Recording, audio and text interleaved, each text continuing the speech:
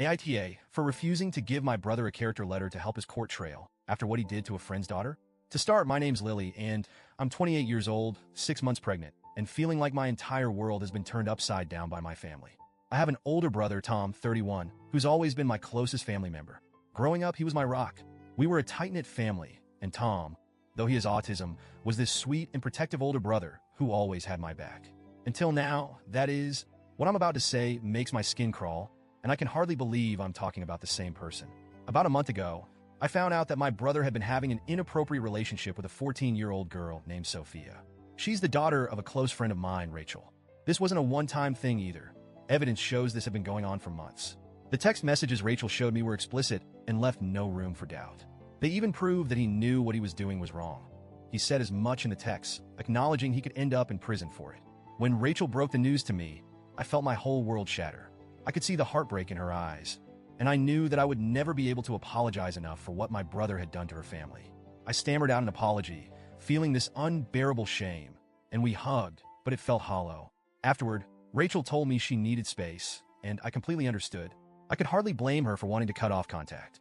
Then, I had to face Tom. I confronted him, and his excuses were nauseating. He claimed he didn't fully understand, that he didn't mean any harm, but that was all tainted by the fact that he knew. He knew what he was doing was wrong, yet he did it anyway. In that moment, I felt this overwhelming sense of betrayal. The brother I thought I knew was gone. I decided then and there that I couldn't support him or even have him in my life anymore. My parents, though, refused to see things the way I did.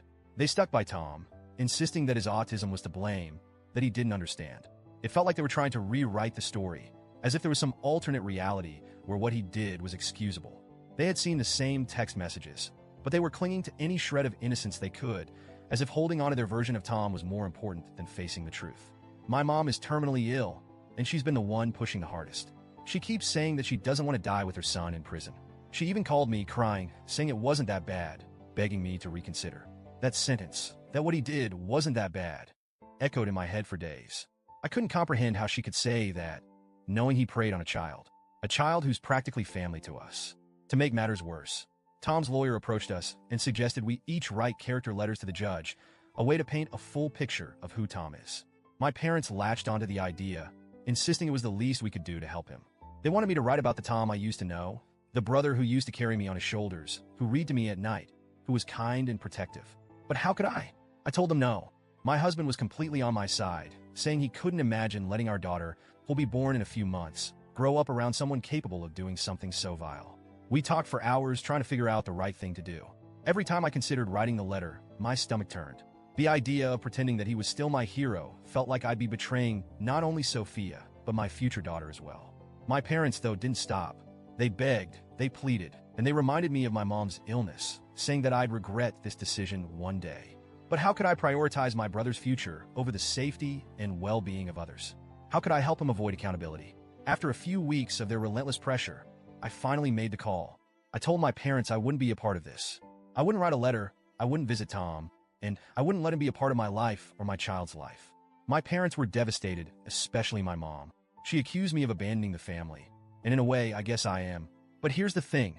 I refuse to enable my brother. I refuse to pretend he's some innocent, misunderstood person when he's hurt a child, especially a child I know and love. And I refuse to stand by while my parents try to brush this under the rug. I've since cut off my parents entirely. I want my child to grow up in a family that stands up for what's right, not one that makes excuses for something so inexcusable. It's hard. There's no other way to say it. It's gut-wrenching. I always wanted my child to have 2 sets of grandparents, but I realized that my husband's parents will be enough.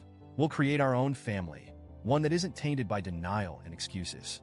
As I sit here now, I feel a strange mix of sadness and relief. It's like I'm mourning the family I thought I had. I miss the closeness we shared, but I can't overlook what's happened. My only hope is that Rachel and Sophia can find peace somehow, though I know my family's betrayal must sting deeply for them. My husband has been a rock, reminding me that we're building a future based on integrity and safety for our child. I know deep down I did the right thing, even if it feels lonely right now. It hurts, but I refuse to let my child be exposed to people who would justify or excuse such behavior. I'm not sure where I'll go from here, or if my family will ever forgive me. But for the first time, I feel like I'm truly standing up for what I believe in. So, Reddit, AITA for refusing to give my brother a character letter?